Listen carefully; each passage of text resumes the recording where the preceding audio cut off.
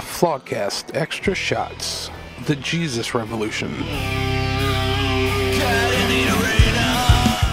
God can use anyone who truly decides he or she is for Jesus. Pastor Greg Laurie. Flawedcast. Get in the arena.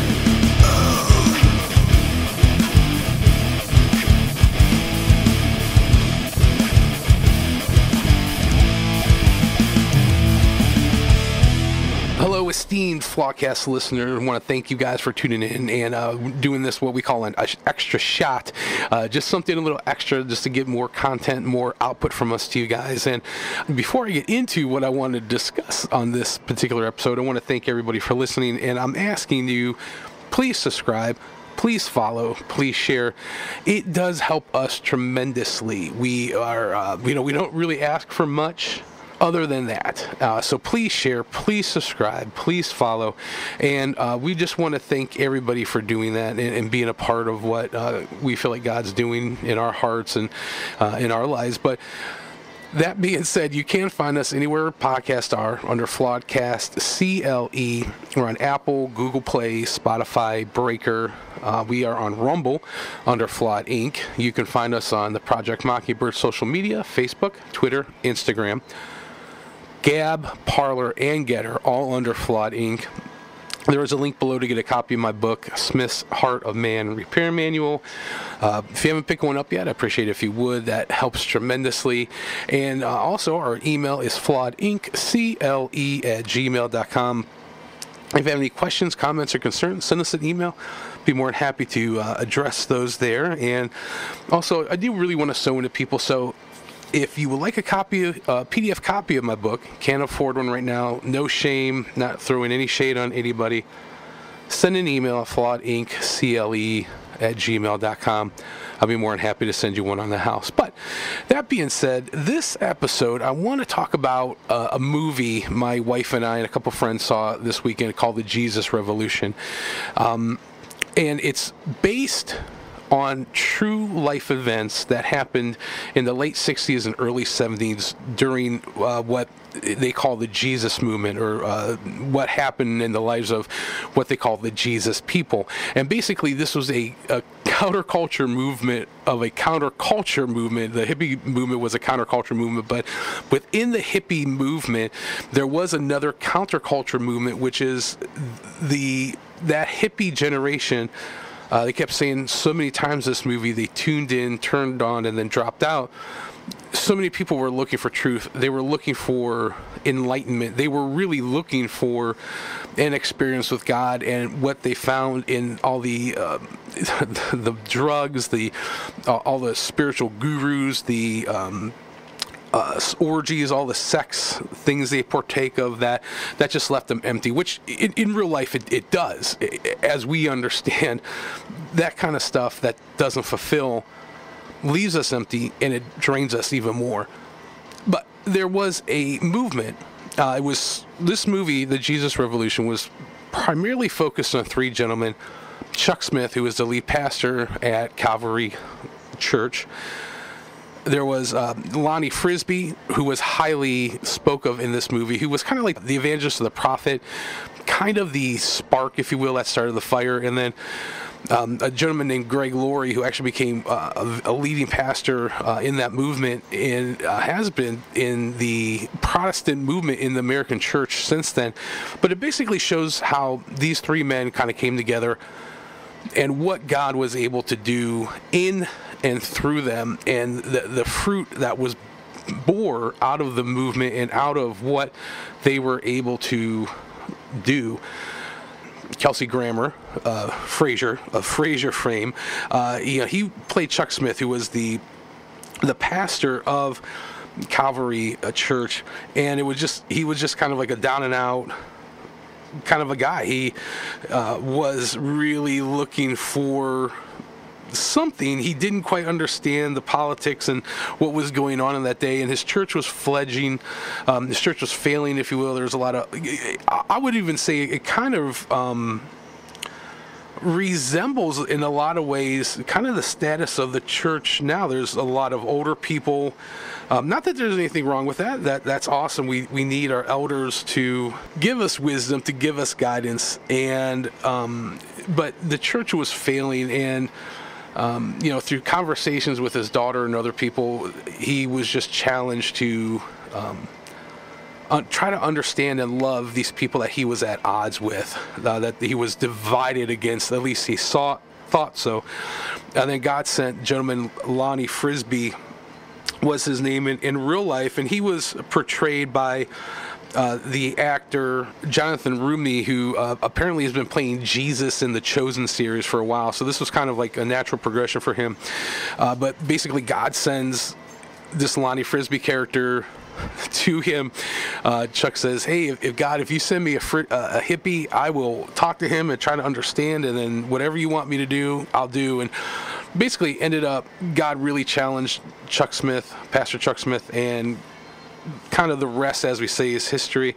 But Greg Laurie, who was just kind of a kid, kind of looking for truth, bouncing around in that era, kind of came and met Lonnie, and basically got saved. And so the story really highlights a lot of what these people went through.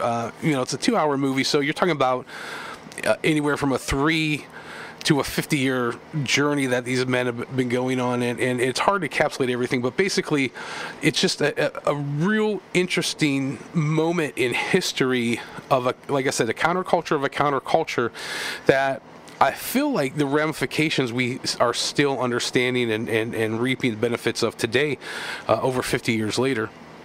The reason I'm really going to recommend this movie isn't because it's a wholesome family thing. I don't. That might be the case. That isn't really what I personally look for when I go to look at movies. Really depending on my mood, do I want to just see some guys kick the crap out of each other because that's really cathartic because I'm a guy, or do I want to watch something with some historical significance that I can learn something from? Those are really the two primary kind of movies I watch, and I would certainly say this falls under that. There was a lot of historical, contextual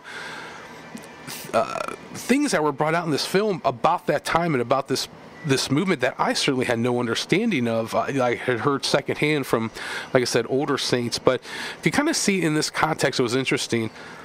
I took 3 big things away from this film. One, all these guys were really flawed.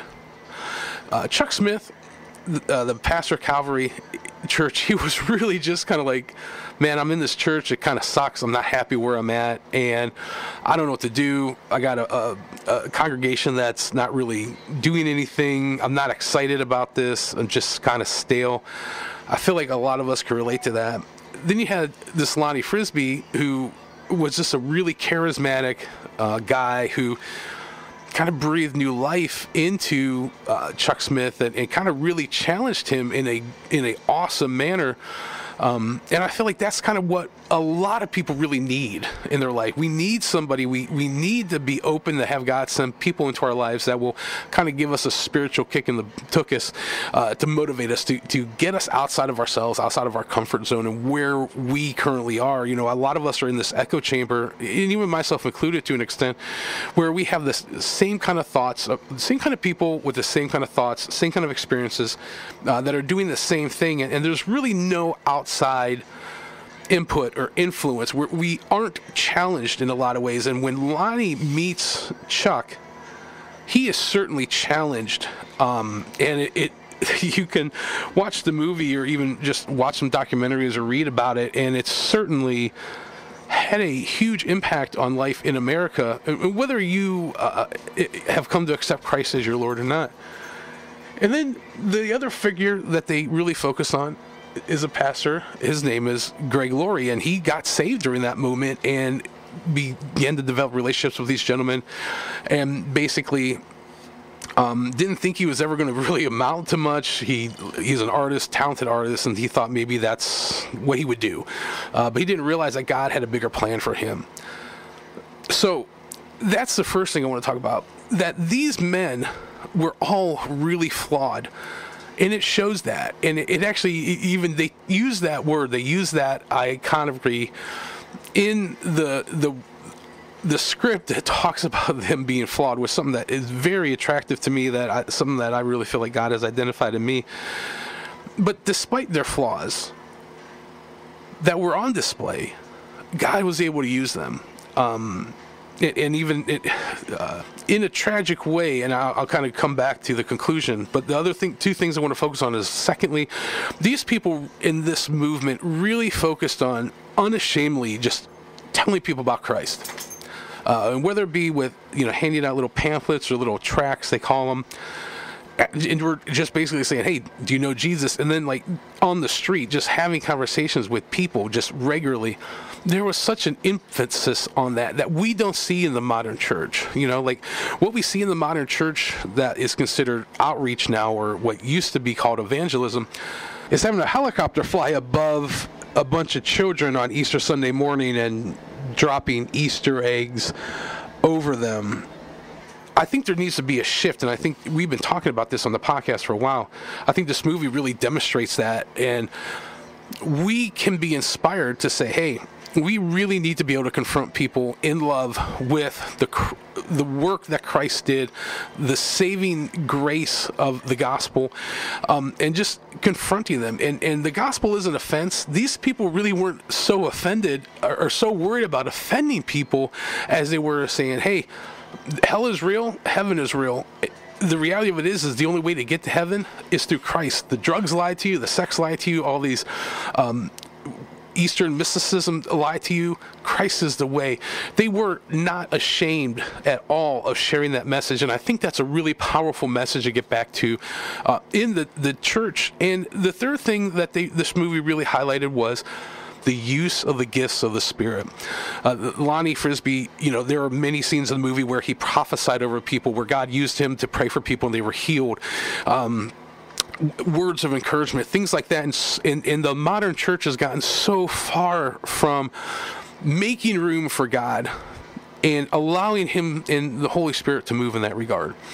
This movie didn't make them out to be some kind of religious zealot or a group of this religious cult, but people who were deeply flawed, who loved Christ, who wanted to share that message, and then allow the Spirit of God to move in them and through them to work supernaturally.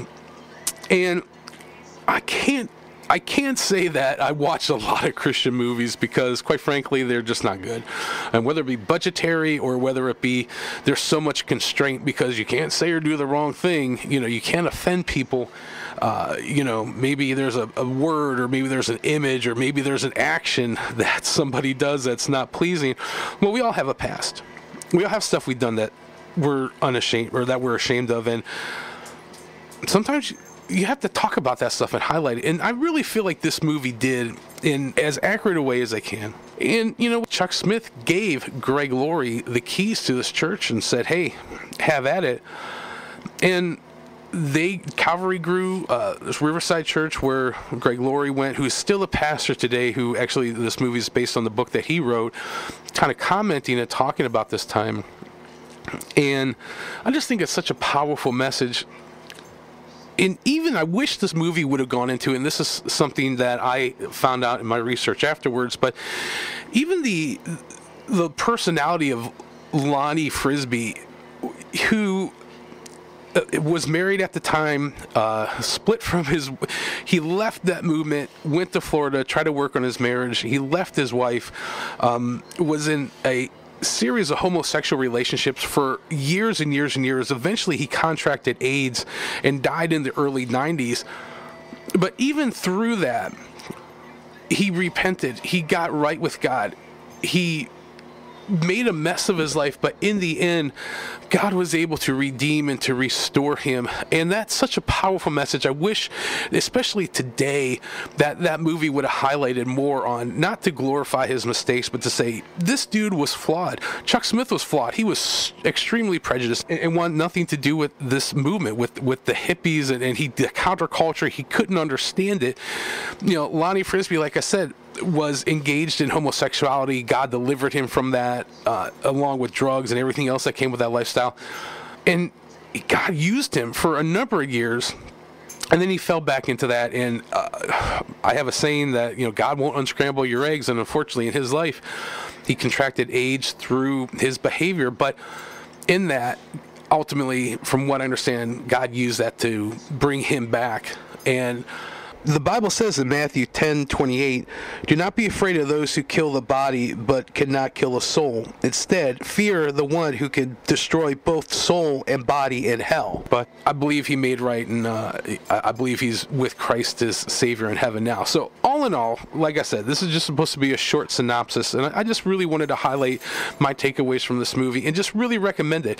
I think, if nothing else, for a historical point of view, that the 60s and early 70s wasn't all hippie and wasn't all love and peace and all this stuff that it's made to be, but there was God moving in the midst of that, and a generation being saved and coming to know him, and many of those works, many of those lasted and went throughout the world, and a lot of people, myself included, have come to know Christ and come to faith through the movement. So I can't recommend this movie enough. I thought it was powerful. I thought it was really good. There's a scene where Greg Laurie gets baptized, and it was so powerful. It was so authentic, and I started tearing up because it was just the power of the redemptive work of Christ in a willing heart, and I hope that's really what the takeaway from this is. And I hope you enjoyed this. If you do, let us know. We'll do more things like this if you do, but make sure you share, like I asked. Share, subscribe, anywhere you can listen to podcasts. Flawedcast CLE, Apple, Google Play, Spotify, Breaker. We're on Rumble under Flawed Inc. We can be found on the Project Mockingbird social media, Facebook, Twitter, Instagram, Gab, Parler, and Getter, all under Flawed Inc. There is a link below to get a copy of my book, Smith's Heart of Man Repair Manual. Our email is flawedinccle@gmail.com. Send us an email if you have any questions, comments, or concerns, and I hope that you guys get a chance to see this movie and allow God to speak to you through it, because I know he did speak through me.